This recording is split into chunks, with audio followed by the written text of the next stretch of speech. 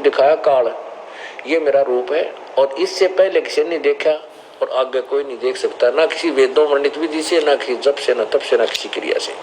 स्पष्ट हो गया कि वेदों में वर्णित विधि से परमात्मा प्राप्ति नहीं हो सकती, क्योंकि वेद जो है ब्रह्म तक की ही वे ऑफ वर्शिप रखते हैं।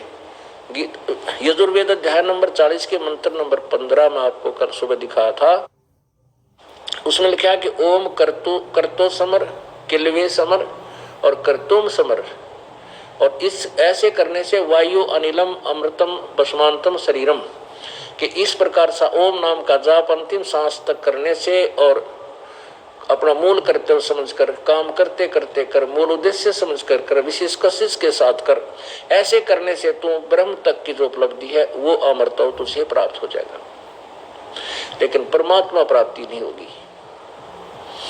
ऐसे गीता जी अध्याय नंबर 8 के श्लोक नंबर 13 में कहा कि ओम इति एकाक्षरम ब्रह्म व्यवहारन माम अनुसमरण, यह पर्याति तजन देहम स याति परमाम गतिम। मेरा एक ओम मुझ ब्रह्म का, माम ब्रह्म मुझ ब्रह्म का केवल एक ओम यही अक्षर है, इसका अंतिम श्वास तक उच्चारण करके सुमन करने का, और जो इसका अंतिम समय तक मृत्यु के समय भी उच्चारण करता हुआ सुमन करता हुआ शरीर त्याग जाता है तो मेरे वाली गति को प्राप्त होता है।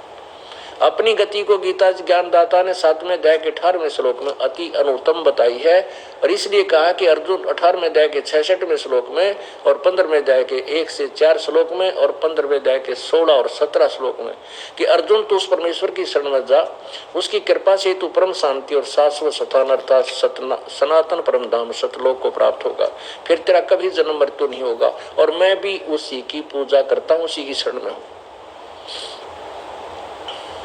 अब आगे देखिए, अब 49 में कहा है इसने,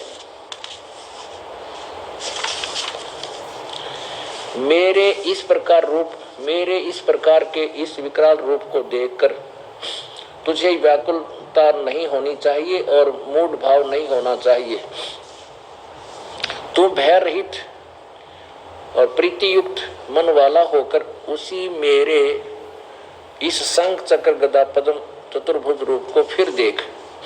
अब काल ये यहाँ विष्णु रूप में भी हो जाता, जैसे अब आपने ब्रह्मलोक में देखा कि ये वहां विष्णु रूप धारण कर लेता है, 4 भुजा होती हैं और दुर्गा को साथ रखता है, तो ये कहता है फिर मैं इस अपना चतुर्भुज रूप तुझे फिर दिखाता हूँ, अब चिंता ना कर। अब देख चतुर्भुज रूप की आगे व्याख्या कहेगी, मेरा जो चतुर्भुज रूप है काल का वो भी कैसे प्राप्त होता है, कैसे दर्शन हो सकते हैं, ये देखना। इस मेरे इस शंख चक्र गदा पद्म युक्त चतुर्भुज रूप को फिर देख। 50 में कहा है, वासुदेव भगवान ने अर्जुन के प्रति इस प्रकार कहकर फिर वही अपने चतुर्भुज रूप को दिखलाया, और फिर महात्मा श्री कृष्ण ने सौम्य मूर्ति रूप होकर, अब यहाँ अब लेखक अपनी तरफ से बोल रहा है, महात्मा श्री कृष्ण की नाम नहीं है, महात्मा सौम्यवर्ती होकर इस भयभीत अर्जुन को धीरज दिया। क्या उन्होंने देखो, भगवान वाच, यहाँ अर्जुन वाच, ये जनार्दन, ये संजय का वाच था। अब अर्जुन कहता है, ये जनार्दन आपके इस अति शांत मनुष्य रूप को देखकर अब मैं स्थिर चित्त हो गया हूँ, अपनी स्वाभाविक स्थिति को प्राप्त हो गया हूँ। 52 में लिखा है, मेरा जो चतुर्भुज रूप तूने देखा, ये काल कहता है, मेरा जो चतुर्भुज रूप तूने देखा यह सुदृश्य है, सुदुदर्श है, अर्थात इसके दर्शन भी बड़े दुर्लभ हैं। देवता भी सदा इस रूप के दर्शन की आकांक्षा करते हैं। अब आपने युकाल भगवान ब्रह्मलोक में इस दास ने चित्र में दिखाया था, ये महाविष्णु रूप में चतुर्भुज रूप में विराजमान होता है, दुर्गा को अपनी पत्नी महालक्ष्मी रूप में रखता है। कहते हैं ये रूप भी जो चतुर्भुज मैंने तुझे दिखा, ये भी देवता भी तरसते हैं, ये भी बड़े सुदुर्लभ है, बड़ी मुश्किल तो वहां कोई पहुंच सके। वो कैसे पहुंचता है कि मैं ही इस पे कृपा करता हूँ, वही मुझे देख सकता है। अब देखो, अब 53 में कहा कि जिस प्रकार तुमने मुझको देखा है, यानी चतुर्भुज रूप में, इस प्रकार वाला मैं न वेदों से न तप से, न दान से और न यज्ञ से देखा जा सकता हूँ। परंतु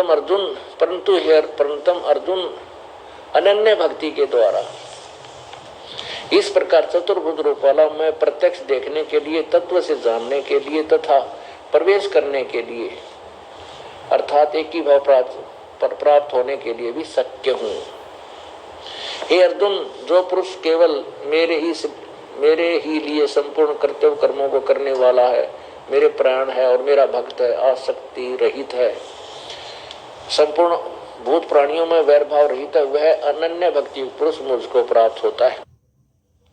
ये 11वें अध्याय का अंतिम श्लोक है। इससे क्या स्पष्ट हुआ? इससे ये स्पष्ट हो गया कि काल कहता है कि मेरा ये चतुर्भुज रूप जो ब्रह्म लोक में मैं रहता हूं ना, उसको भी कोई नहीं देख सकता। उसको भी मेरा अनन्य भक्त मेरी ही कृपा से और मेरे में प्रवेश होने को मैं सुलभ हूँ, शक्य हूँ, यानी उसी को मैं अपने दर्शन दे सकता हूँ। अब इस काल ने इन तीनों देवताओं की फड़क निकालनी थी, ब्रह्मा विष्णु महेश की। कहीं ये अपने आप को अंडी ना मान बैठे, अपने आप को भगवान ना मान बैठे और मेरी आज्ञा का पालन ना करें, ये इनको दंड देना पड़े। इसलिए इनकी फूक निकालने के लिए ऊपर भेज दिया। वहां जाकर ये तीनों फ्यूज हो गए कि और ब्रह्मा कौन है, और विष्णु कौन है, और शिव जी कौन है। तो ये अपने सत्र में रहेंगे। इसलिए यहाँ देखिए, यही श्रीमद् भगवत गीता जी ना, श्री देवी भागवत, संक्षिप्त श्री देवी भागवत